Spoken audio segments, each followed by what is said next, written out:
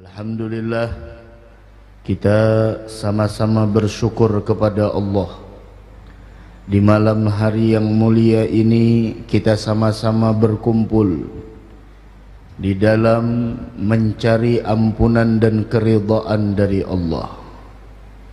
Karena ketahuilah, sebaik-baik perkara yang dicari oleh manusia di sepanjang hidupnya ini adalah ampunan dan kasih sayang serta keridhaan Allah. Apabila seseorang hidup di dunia tidak mendapatkan ampunan serta kasih sayang dan keridhaan dari Allah, maka orang tersebut termasuk orang yang mendapatkan kerugian. Baik itu kerugian yang sifatnya duniawi, lebih-lebih kerugian yang mana itu sifatnya adalah ukhrawi.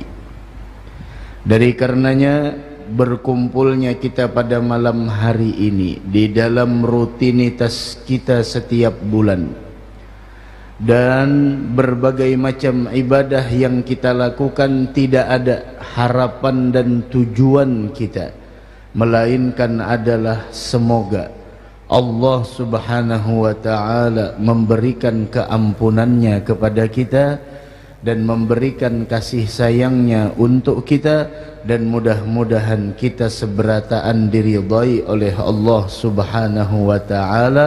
Amin, amin, amin ya rabbal alamin. Al-Imam Al-Qutb Al-Habib Abdullah bin Alawi bin Muhammad Al-Haddad, beliau mengatakan di dalam perkataannya, awqatuka umruka. Beliau mengatakan waktu-waktu yang engkau lalui di dunia ini pada hakikatnya adalah umurmu. Jadi waktu yang kita lalui di dunia ini pada hakikatnya adalah umur kita yang sebenarnya. Dan umur kita telah dikatakan oleh Nabi kita Muhammad sallallahu alaihi wasallam, hasaidu ummati ma baina sittina wa sab'in. Umur umatku, kata Nabi, kesempatan hidup di dunia ini antara 60 dan 70 tahun. Wa qalilun man yujawizu dzalik, sangat sedikit orang yang diberikan umur lebih dari 70 tahun. Bukan berarti tidak ada, sangat sedikit. Ada orang yang diberi umur 70, ada. Yang 80 tahun, ada. Yang 90 tidak sedikit. Yang 100 banyak. Yang lebih dari 100 pun ada. Akan tetapi aghlabiyah, kebanyakannya, mayoritasnya 60 dan 70. Nabi yang paling panjang umurnya itu Pak Ai, namanya Nabi Nuh alaihi salam. 900 tahun lebih umurnya. Umur Nabi Nuh 900 tahun lebih. Masya Allah, itu luar biasanya. Ada malaikat Jibril pernah bertanya kepada Nabi Nuh alaihi salatu wassalam, Nabi yang paling panjang usianya. Ketika malaikat Jibril bertanya kepada Nabi Nuh, ya Nuh, kaifa wajadtad dunya? Engkau yang diberi panjang umur ini, kaifa wajadtad dunya? Pendapatmu dunia itu seperti apa? Dan biasanya orang makin tua makin banyak pengalaman. Jadi orang kampung banyak makan uyah garam, ya uyah ya garam, ya garam ya uyah. Nah, Biasanya orang kalau sudah makin tua banyak pengalamannya. Banyak pengalamannya. Nah, di sini malaikat Jibril tidak salah bertanya kepada Nabi Nuh. Kenapa? Beliau yang panjang usianya.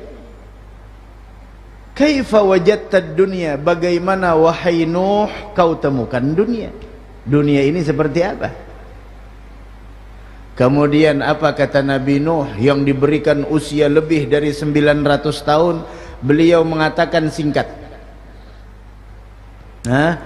Beliau mengatakan sangat-sangat singkat, tidak sesuai dengan usianya. Tidak sesuai dengan usianya. Kan biasanya kalau orang 900 tahun, Masya Allah, mungkin ibarat kata kalau dikitabkan mungkin berapa lemari kitabnya mensifatkan masalah dunia ini seperti apa. Tapi Nabi Nuh dengan begitu singkat, padat, ringkas dan penuh dengan makna, beliau mengatakan wajadtuhu kadarin laha baban. Saya temukan dunia ini tidak jauh beda seperti rumah, tapi rumahnya ini punya dua pintu, depan sama belakang. Dakhaltu min ahadihima wa kharajtu minal akhar. Udah selesai, sampai situ aja. Ibarat kata tuh paling 2 baris, 900 tahun lebih umurnya. Wajadtuhu kadarin laha baban. Aku temukan dunia ini tidak jauh beda seperti satu buah rumah yang punya 2 pintu, yang saya masuk dari pintu depan dan saya keluar dari pintu belakang. Udah selesai. Artinya apa? Begitu singkat kehidupan dunia. Coba lihat, Masya Allah, hari demi hari berganti, minggu demi minggu, bulan berganti bulan, sampai tahun pun kita silih berganti. Tidak terasa kita ditinggal oleh tahun 1445 Hijriah. Ditinggal, bukan meninggal. Mun meninggal mati kita beratan. Kita ditinggal oleh tahun 1445 Hijriah, dan kita menyambut serta menyongsong dan akan menjalani tahun 1446 Hijriah. Harapan kita, Pak, Bu, hadirin yang menyaksikan acara ini semuanya, tidak ada yang kita harapkan dari setiap pergantian hari, minggu, bulan, serta tahun, melainkan mudah-mudahan apa yang kita lakukan di tahun yang telah lalu mudah-mudahan diterima di sisi Allah. Dan apa yang kita lakukan dari kesalahan, kekhilafan, kemudian lagi di sana keteledoran kita, mudah-mudahan semuanya diampuni oleh Allah Subhanahu wa taala. Dan tahun yang akan datang mudah-mudahan tahun yang membawa kepada keberkahan, tahun yang membawa kita kepada kemuliaan, tahun yang menjadikan kita menjadi lebih baik dari sebelumnya, tahun yang menjadikan kita semakin dekat kepada Allah, tahun yang menjadikan kita semakin kenal dengan Nabi Muhammad, tahun yang menjadikan hati kita semakin khusyuk, tahun yang menjadikan kita semakin cermat dalam mempersiapkan menyambut kematian yang pasti akan datang kepada kita. Dan mudah-mudahan kita diwafatkan dalam keadaan husnul khatimah. Amin amin amin ya rabbal alamin. Dari karena itu hari yang kita lalui ini Pak cuma ada 3. Hari yang telah lalu, hari yang saat ini kita jalani, dan hari yang akan datang. Cuma 3. Yaumun madha wa yaumun anta fih wa yaumun mustaqbal. Hari yang telah lalu la ya'udu ilaik. Maaf, hari yang telah berlalu tidak akan pernah kembali selama-lamanya. Ini jam berapa? Jam 7 lewat 18 menit. Jam 7 lewat 17 menit tidak akan pernah kembali. 1 menit yang telah lalu tidak akan pernah kembali selama-lamanya. Nih, waktu begitu cepat. Tidak terasa hari demi hari, tidak terasa besok Senin lagi, tidak terasa lusa Selasa lagi, kemudian besok Rabu, begitu. zuhur tidak terasa isya, nanti isya tidak terasa subuh, subuh tidak terasa di sana zuhur, terus asar, maghrib, isya, terus waktu begitu cepat berlalu di hadapan kita. Dan sungguh beruntung orang yang mempergunakan waktunya di dalam ketaatan kepada Allah, dan rugi orang yang berlalu waktu di hadapannya namun tidak dia pergunakan di dalam mendekatkan diri kepada Allah Subhanahu wa taala. Mudah-mudahan amal kita diterima oleh Allah.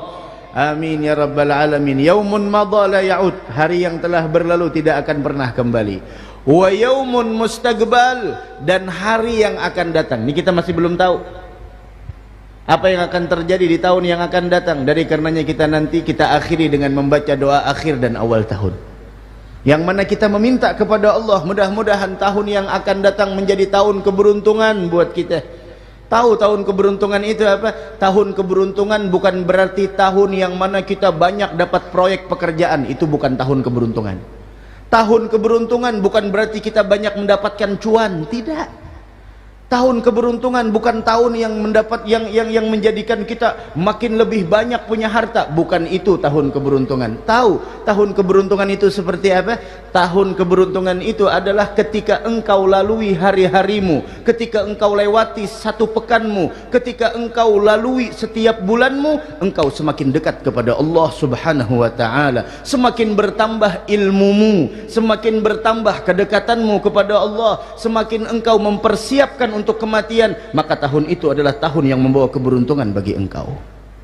Tapi jika tahun yang kita lewati, hari yang kita lalui, minggu yang kita lewati, bulan yang kita selesaikan, tahun demi tahun berganti, tidak bertambah ilmu pengetahuan agama yang mendekatkan kita kepada Allah, yang kita pikirkan hanyalah keuntungan duniawi, yang kita pikirkan hanyalah materi, maka sungguh itu bukan tahun keberuntungan bagi kita. Mudah-mudahan tahun yang akan datang tahun keberuntungan bagi kita insyaallah. Amin ya rabbal alamin. Wa yaumun mustaqbal, hari yang akan datang. Apa itu hari yang akan datang? La tadri ma haluh, engkau tidak akan pernah mengetahui apa yang akan terjadi, dan engkau tidak akan pernah mengetahui siapa di antara orang-orang yang terdekat dengan kita yang masih bersama kita di tahun yang akan datang. Jangankan orang lain, kita pun masih belum tahu. Berapa lagi usia kita sisanya belum tahu. Yang sudah terjalani Masya Allah. Dan yang ketiga adalah wa yaumun anta fih, dan hari yang saat ini kita berada di dalamnya, dan itu pun la yadum alaik, tidak kekal selamanya di hadapanmu, dia akan berlalu. Dari karenanya ulama-ulama kita, mereka memperingatkan kepada kita semuanya, Pak Bu, augatuka umruka, waktu yang kau lalui adalah sebenarnya itu umur yang Allah berikan kepadamu. Sedangkan umur besok bakal dimintai pertanggungjawaban. Yang wafat umurnya 50 tahun dimintai pertanggungjawaban, yang wafat 60 tahun, yang wafat 70 tahun. Walhasil, setelah kita akil baligh, maka ditulislah segala kebaikan dan keburukan yang kita lakukan. Ditulislah berbagai macam pekerjaan yang kita kerjakan. Umur yang Allah berikan nikmat terbesar bakal dipertanyakan nantinya, dimintai pertanggungjawaban. Tahu apa pertanyaannya? Bagaimana kau habiskan umurmu? Orang biasanya kalau di toko-toko perusahaan besar kan itu ada pembukuan per minggu, per bulan, dan tutup buku per tahun. Ada laporannya. Dan nantinya besok juga kita akan ditanya. Mulut yang sering berbohong selama di dunia, al yauma nakhtimu ala afwahihim, al yauma nakhtimu ala afwahihim wa tukallimuna aydihim wa tashhadu arjuluhum bima kanu yaksibun mulut yang sering berbohong selama di dunia. Mulut yang dulunya selama di dunia bisa berdalih A, B, C, D, tapi pada saat itu engkau dihadapkan di hadapan Allah, nakhtimu ala afwahihim, mulutmu dikunci. Terus apa yang jadi saksi? Wa tukallimuna aydihim, dan yang akan berbicara apa? Nih dua tangan kita. Wa tashhadu arjuluhum bima kanu yaksibun. Yang jadi saksi apa? Nih dua kaki kita. Dua kaki kita bakal jadi saksi besok di hadapan Allah Subhanahu wa ta'ala. Dari karenanya Pak Bu, pergantian tahun adalah merupakan momen yang paling tepat untuk muhasabah. Tapi orang-orang dahulu muhasabahnya bukan pergantian tahun. Orang-orang dahulu muhasabahnya bukan pergantian bulan. Orang-orang dahulu muhasabahnya bukan pergantian pekan atau minggu. Tapi orang-orang dahulu muhasabahnya bukan tiap tahun atau tiap bulan atau tiap pekan. Tapi mereka muhasabah, introspeksi diri setiap hari ketika terbenamnya matahari. Ini orang yang sering introspeksi diri Pak Bu selama di dunia, besok di hari kiamat diringankan pertanyaannya, tidak terlalu dipersulit. Tapi orang yang tidak tahu menau, Masya Allah, selama di dunia sebelum tidur tidak pernah introspeksi, hari ini apa aja yang saya lakukan dari bangun tidur sampai mau tidur. Dari bangun tidur apa yang saya lakukan? Salat tahajud, alhamdulillah. Kemudian salat subuhnya berjamaah apa tidak? Alhamdulillah. Qabliyah subuhnya, alhamdulillah. Salat duhanya, oh ketinggalan. Kenapa ketinggalan? Sibuk kawinan, sibuk kondangan. Masya Allah, ketinggalan salat duha, rugi hari ini. Qabliyah zuhur, ya Allah, terlewatkan. Kenapa? Sibuk dengan hal-hal yang tidak ada bermanfaat bagi saya. Salat zuhurnya jam berapa? Jam 3. Salat asarnya jam berapa? Salat asarnya hampir setengah 6. Masya Allah. Maghribnya alhamdulillah maghrib berjamaah. Nah terus habis maghrib apa tadi yang dilakukan? Sudah baca surat Al-Muluk? Alhamdulillah sudah, alhamdulillah, beruntung. Yang belum, ayo baca setelah isya sebelum tidur. Kemudian begitu setiap harinya. Orang yang senantiasa mengintrospeksi dirinya selama di dunia, selalu menghitung hari ini apa yang dia lakukan, balasannya besok dia akan diringankan ketika dimintai pertanggungjawaban. Dan yang akan ditanya, apa yang engkau pergunakan tentang umur yang telah kami berikan kepada engkau, besok diringankan. Tapi orang yang tidak tahu menau, Masya Allah, bangun tidur, mau tidur, tidak pernah introspeksi diri, hari ini apa aja yang saya lakukan. Oh tapi kalau keuntungan, handphone, Masya Allah, kalkulator, jalan terus. Hari ini pemasukan berapa, pengeluaran berapa, gaji karyawan berapa, ini berapa, yang masuk apa namanya, dari keuntungan saya berapa, hitung terus. Tapi keuntungan akhirat kenapa tidak pernah kau hitung? Warung hari ini Masya Allah berapa yang laku, kemudian cucu berapa mau ambil gulaan dan sebagainya, Masya Allah dihitung.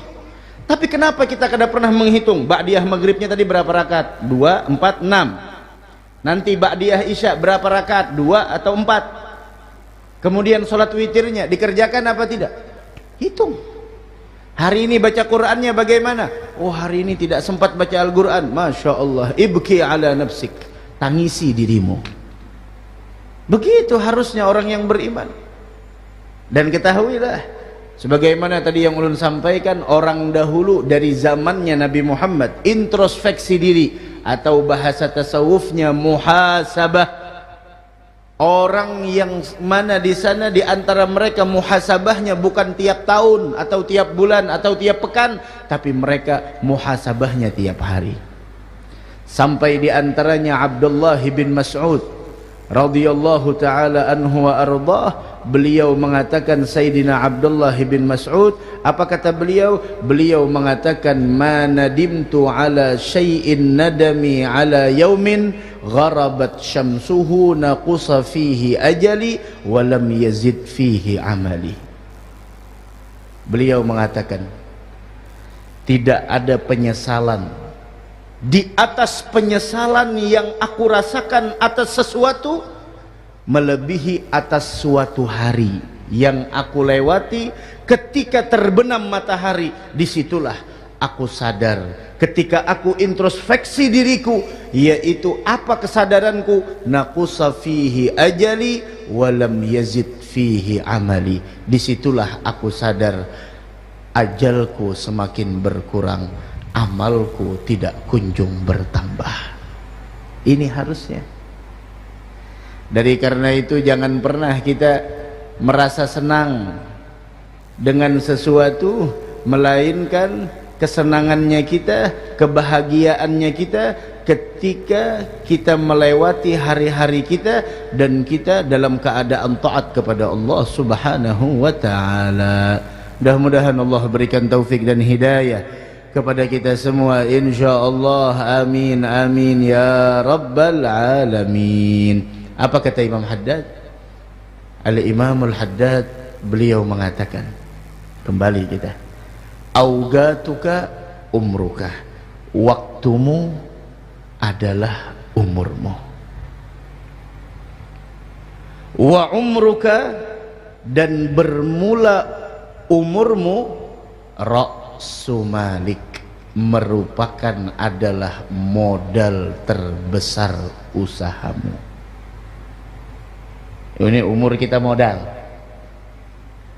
Wa alaihi aslu tijaratik, dan atas modal itulah asal usul bisnis yang kau jalankan. Orang bisa berbisnis kalau ada modal, dan kita semuanya punya modal. Orang yang telah wafat sudah tidak dikasih modal lagi. Kita sekarang masih punya modal, alhamdulillah.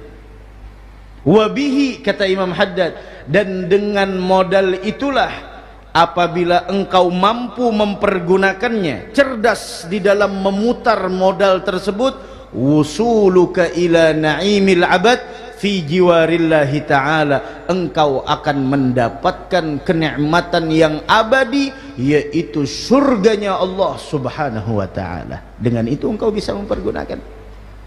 Nah, tuh lihat orang-orang yang sudah meninggal dunia, mereka berteriak ingin kembali ke dunia. Tahu untuk apa? Orang yang sudah wafat, Pak, orang yang sudah meninggal, Bu, mereka di sana berteriak, menangis ingin kembali ke dunia. Tahu untuk apa? Mereka ingin kembali ke dunia bukan untuk usaha, bukan untuk bisnis, bukan untuk mengejar dunia, tapi yang mereka inginkan adalah yaitu bahwasanya la'alli a'malu salihan fima taraktu, yang saya inginkan adalah melakukan amal saleh yang dulu saya abaikan. Dulu ada majelis saya abaikan, dulu ada Al-Quran tidak saya pedulikan, dulu Masya Allah ada orang yang ngajak untuk kebaikan tidak saya hiraukan. Masya Allah, sekarang saya sudah tahu nilai dari amal saleh yang dulunya saya abaikan, ternyata adalah itu sangat berharga, dan itu diketahui setelah kita meninggal dunia. Nah, dari sinilah Al-Imamul Ghazali beliau mengatakan, arba'un la ya'rifu gadraha illa arba'atun. Ada 4 perkara yang tidak mampu seseorang mengenal nilai dari 4 perkara itu, melainkan 4 golongan yang lainnya. Ini ada 4 yang tidak mampu seseorang mengenal nilainya, melainkan 4 golongan yang lain. Apa itu? Yang pertama, la ya'rifu gadral hayah illal mauta. Orang tidak akan mampu menghargai arti hidup kecuali orang yang telah wafat. Ini habis pengajian jam 8, setengah 9. Terus apa yang kita lakukan? Banyak orang yang tertipu dengan itu. Duduk, Masya Allah, pinggir jalan, duduk pinggir sungai, duduk atas jembatan, melihat ini itu, habis waktu 1 jam, 2 jam, 3 jam, apakah dia tidak sadar waktu yang kau lalui akan dimintai pertanggungjawaban besok? La ilaha illallah. Orang yang masih hidup tidak akan pernah mampu menghargai kehidupan yang dia lewati, melainkan orang yang sudah wafat. Orang yang sudah wafat, mereka sangat ingin kembali ke dunia hanya untuk duduk sebentar di majelis semacam ini. Wah, kita diberikan nikmat oleh Allah, datang duduk, selesai, bubar. Tidak tahu dengan bagaimana karpet, tidak tahu dengan bagaimana ini, itu dan lain sebagainya. Tuan rumah yang menyiapkan. Kita doakan tuan rumah, mudah-mudahan beliau panjang umur, sehat afiah, dilimpahkan keberkahan. Dan beliau baru datang haji sama putra beliau, mudah-mudahan hajinya mabrur, sa'inya diterima, dan mudah-mudahan kita juga bisa datang ke sana insyaallah, baik itu haji ataupun umrah, dan semoga keluarga beliau dilimpahkan keberkahan oleh Allah, urusannya dimudahkan, hajatnya dikabulkan oleh Allah subhanahu wa ta'ala, amin ya rabbal alamin. Begitu, setidaknya kita bantu doa, setidaknya bantu doa, setidaknya bantu doa. Oh, kita datang ke sini sudah rapi, sudah tersusun rapi, tinggal apa namanya, tinggal nafrus sejadah, tinggal membentangkan sejadah, kemudian sholat selesai, bubar. Ada yang dibawa, alhamdulillah. Tidak ada, dah jadi masalah. Kenapa? Karena yang paling penting di dalam majelis adalah bagaimana keadaan kita setelah keluar dari majelis tersebut. Karena kalau untuk mencari dunia di sini bukan tempatnya, bukan tempat nyari dunia, maaf. Yang kita cari di majelis ketenangan, yang kita cari di majelis ilmu, yang kita cari di majelis yaitu adalah perubahan keadaan antara kita dengan Allah, merubah dan memperindah hubungan antara kita dengan Allah, dan lebih mengenal terhadap Nabi besar Muhammad sallallahu alaihi wa ala alihi wa sahbihi wasallam. Deh, yang pertama, kalau sudah meninggal, Pak, ya Allah, فلولا إذا بلغت الحلقوم, dalam Al-Quran yang setiap hari kita baca, surah apa itu? Surah Al-Waqi'ah. Bagaimana Allah subhanahu wa ta'ala menyebutkan di dalam surah Al-Waqi'ah tersebut, فلولا إذا بلغت الحلقوم وأنتم حينئذ تنظرون. فلولا إذا بلغت الحلقوم, Allah berfirman di akhir daripada surah Al-Waqi'ah tersebut, maka kata Allah, kalau begitu bahwasanya falaula idza balagatil hulqum, ketika nyawa mereka telah sampai kerongkongan. Ini sampai sini.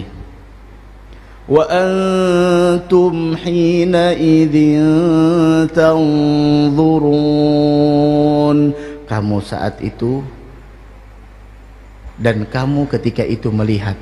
Apa yang dilihat? Wa nahnu aqrabu ilaihi minkum walakin la tubsirun, kami yang lebih dekat kepadanya daripada kamu, tapi sayang engkau tidak melihat. Falawla in kuntum ghaira madinin,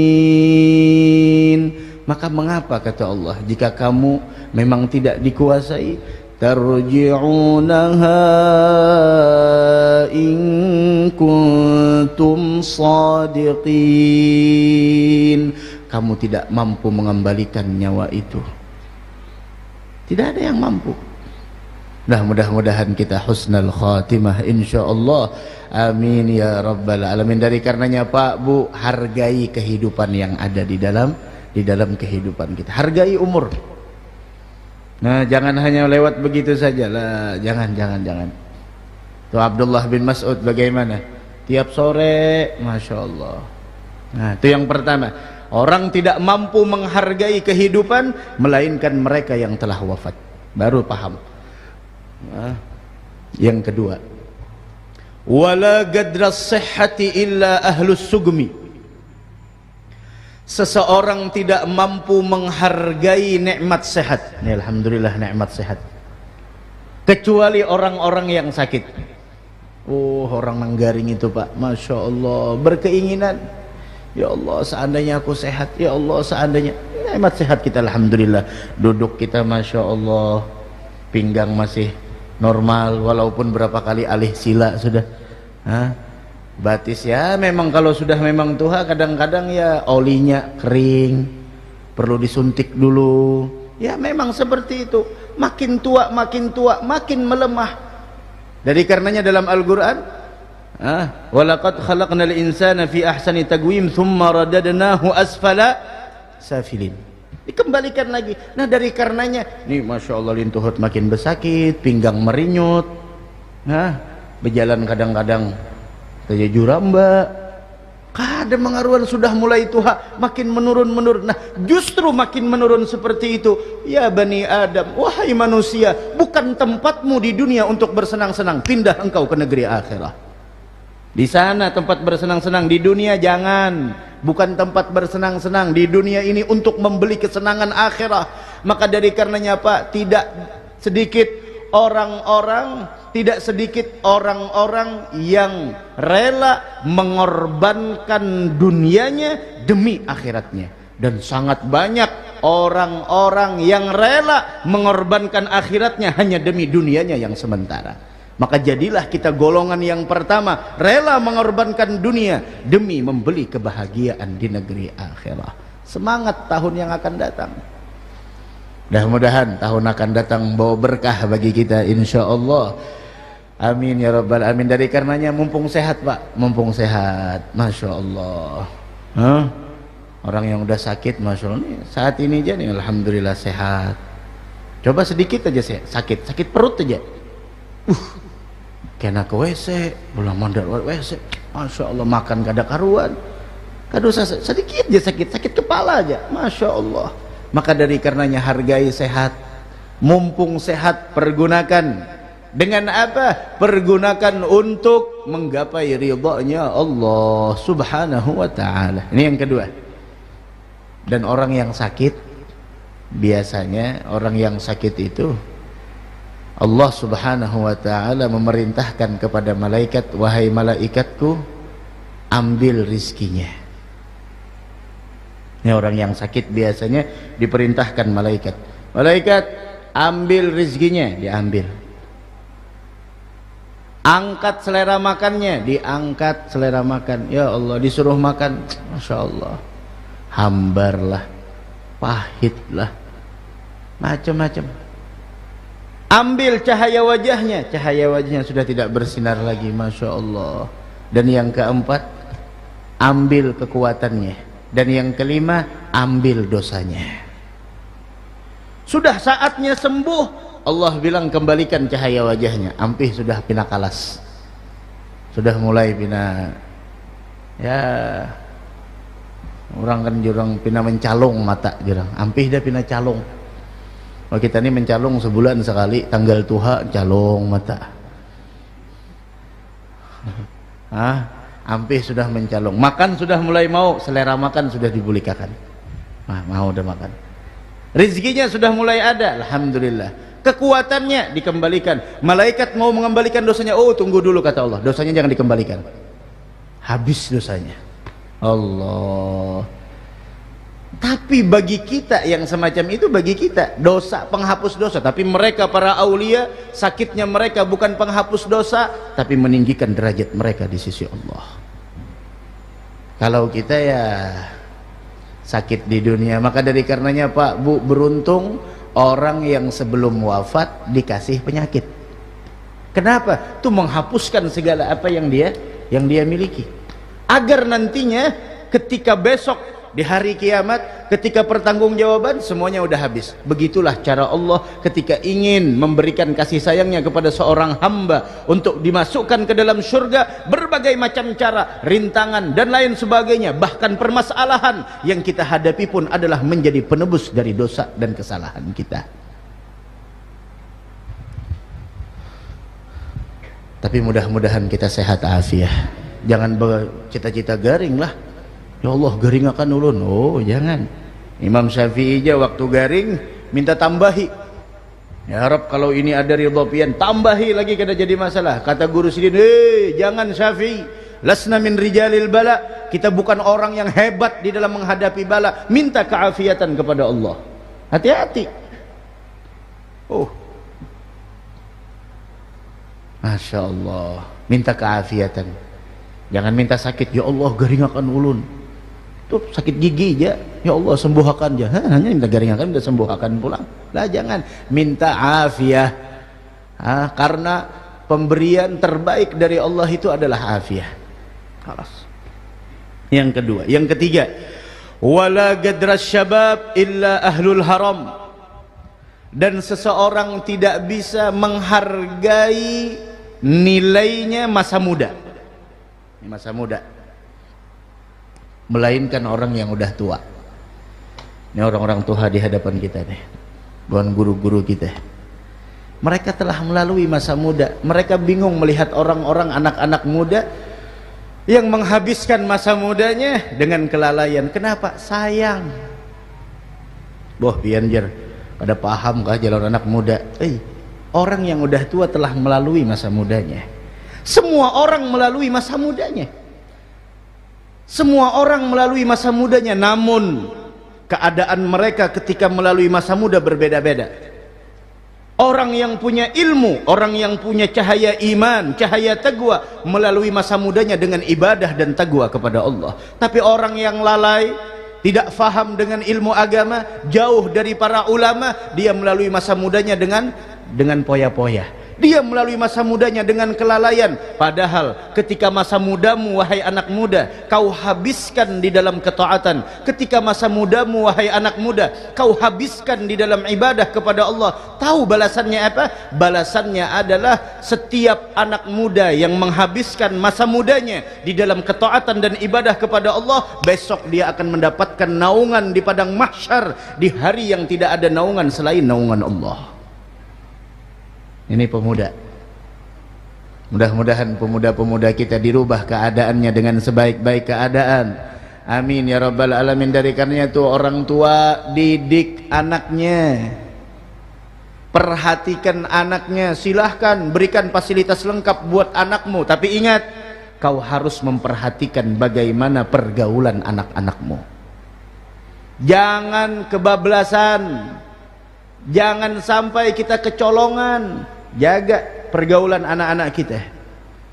Bukan berarti ketika mereka sudah dewasa mereka bisa membedakan mana yang baik dan mana yang buruk. Jangan hanya bisa membedakan mana yang baik dan buruk, tapi adalah dewasa yang sebenarnya bisa membedakan mana yang baik dan mana yang terbaik. Berikan pandangan buat anak-anakmu, nak, hati-hati. Orang tua begitu, silahkan berikan fasilitas lengkap, berikan kepada anakmu apa yang dia mau sesuai dengan kemampuanmu. Tapi ingat, anakmu adalah amanah yang Allah titipkan untukmu, yang harus kau jaga, kau didik, kau berikan perhatian, kau jaga pergaulannya, karena pergaulan sangat berpengaruh dalam merubah karakter seseorang. Yang udah tua, ya Allah,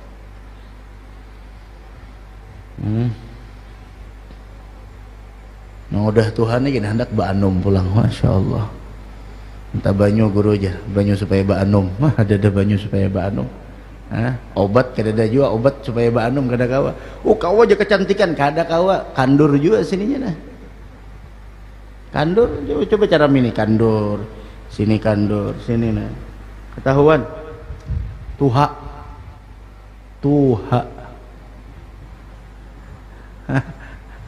sudah kada kawa pang langaran hidup di dunia, kada nang semakin Ba'anum pang makin betuha.